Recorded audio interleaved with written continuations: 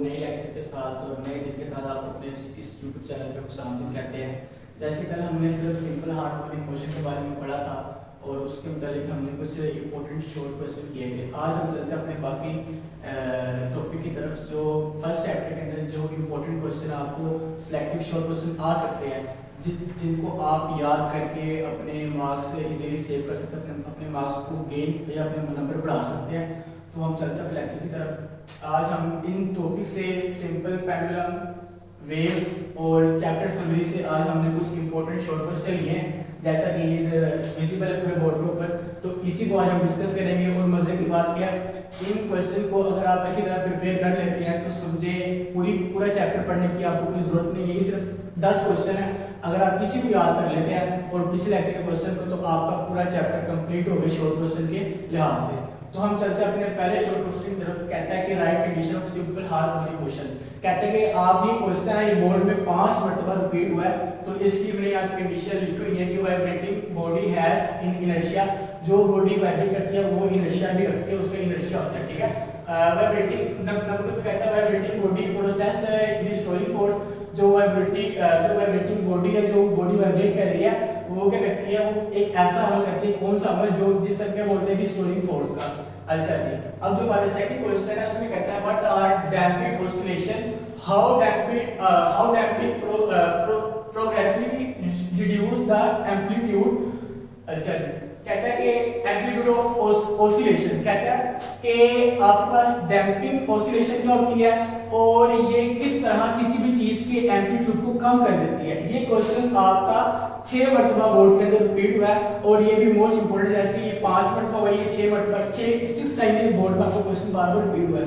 कहता है कि in which pieces of the resistive force are known damping oscillation. कहते क्या होता है कि एक जगह पे क्या एक फोर्स होगी जो रेजिस्ट कर रही किसी भी हरकत के खिलाफ, किसी भी मोशन के खिलाफ, उसे क्या बोलते हैं, डैम्पिंग ऑसिलेशन। एंड फ्रिक्शन, अब वो बात कर रहा है वो किस वजह से उसका एम्पलीट्यूड कम करती है। कहता है कि and friction reduce the mechanical energy of the system as time passing as motion. कहता है जिस तरह फ्रिक्शन अप्लाई होगी किसी भी मोशन पे, किसी भी ऑब्जेक्ट पे, उस तरह वो उस पे इनर्शिया अप्लाई करेगा और जो इनर्शिया होगा वो उसके मोशन को क्या करते हैं, कम करता रहेगा।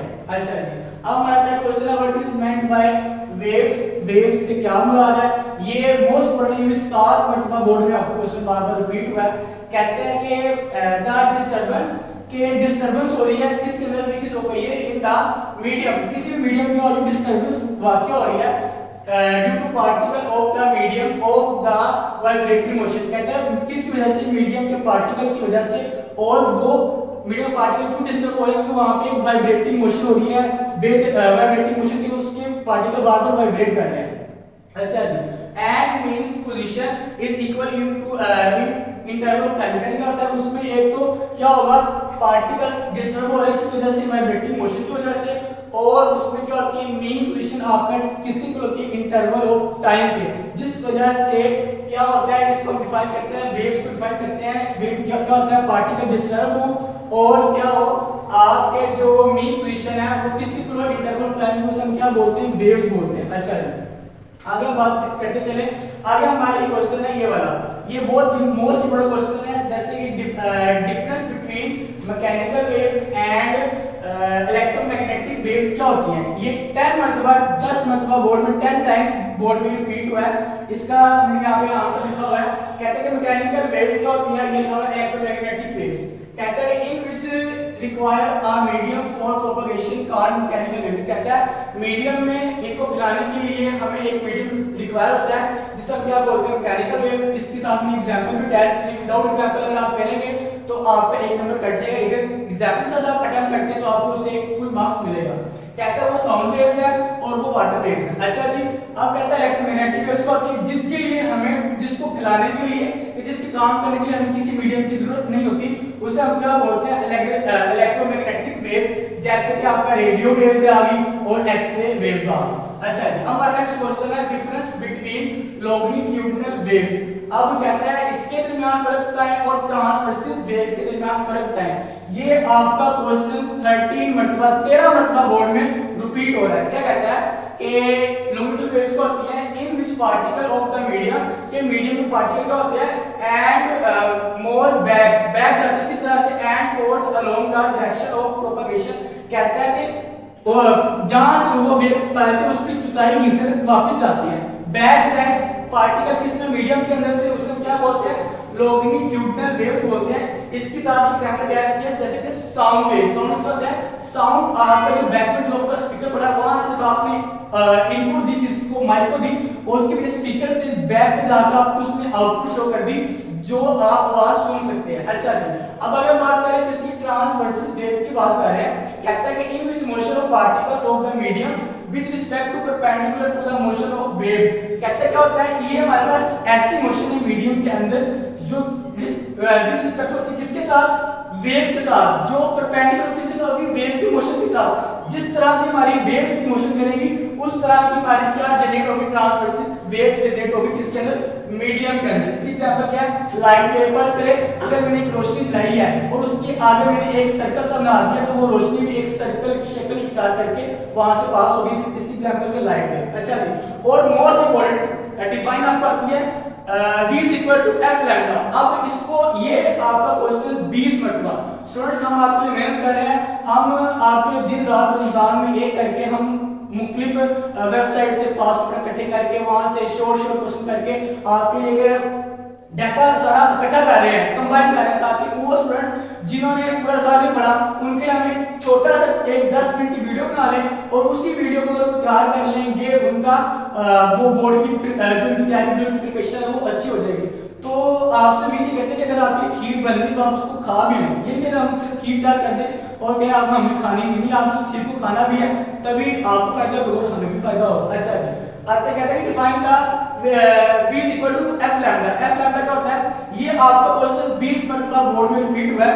कहता है कि v is equal, अब इसकी डेफिनेशन कोई मुश्किल नहीं है, अगर आपको पता है v क्या है, f क्या है, lambda क्या है। v आपका सिर्फ क्या है, v आपका सिर्फ वो वेव है, ठीक है, ये आपके पास क्या फ्रीक्वेंसी, आपके पास लैम्डा क्या वेवलेंथ है। देखें जरा, कहता है v is equal to d over t, ठीक है। अब कहता है अब t जो स्मॉल t है उसके किसको बोले, टाइम पीरियड के, जो भी किसी मीडियम के अंदर एग्जिस्ट कर रहा होता है। कहता है एट d में किसके इक्वल है, लैम्डा के। लैम्डा यहाँ पे ऊपर शो किया हुआ है वाला लैम्डा वेवलेंथ, ठीक है। कहता है v is equal to, हम इसलिए लिख सकते हैं v is equal to lambda over t wavelength over time period. अच्छा जी, कहता है आगे अब हम ये शो करवा रहे हैं, कहते हैं इनका क्या मकसद है, relation between speed of waves and wavelength. कहते हैं ताल्लुक है किसके दरमियान, वेव्स की हरकत के दरमियान, उसकी स्पीड के दरमियान और किसके दरमियान है, वेव की लेंथ के दरमियान। कहता है अच्छा हमने कहा जो हमारे पास कैपिटल जो हमारे पास टाइम पीरियड है कैपिटल है, ये किसके इक्वल है, कहते हैं ये आपकी 1 over f frequency 1 over half frequency equal है। हमने कहा अच्छा जी अगर ये हमारे पास इक्वल है तो आप तो फिर हमारा v होगा उसकी वैल्यू क्या होगी, कहता है उसकी वैल्यू क्या होगी, अगर हम लिखें f is equal to lambda over t, जो t है उसकी हमने वैल्यू आप पुट t की वापस वैल्यू क्या है 1 over f है। अगर हमने t की वैल्यू पुट की 1 over f तो हमारे पास क्या आ गया v is equal to lambda 1 over f।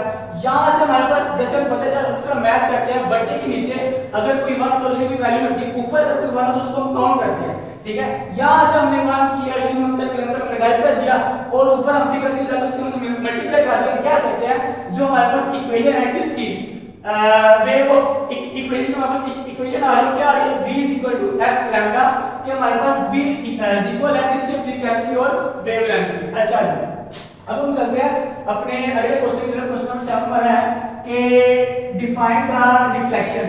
अब रिफ्लेक्शन ये आपके जो क्वेश्चन है ये आपके चैप्टर समरी में से है, बाकी हमने ये सिंपल पेंडुलम और ये आपका वेव हमने कंप्लीट कर लिया होगा। अब कहता है कि डिफाइन द रिफ्लेक्शन क्या होता है, ये आपका 8 मरतबा बोर्ड में क्वेश्चन रिपीट हुआ है। कहता है कि when the waves moving from one medium and far on other medium on other surface and back and bounce back into first medium and incidence angle is equal to angle of reflection.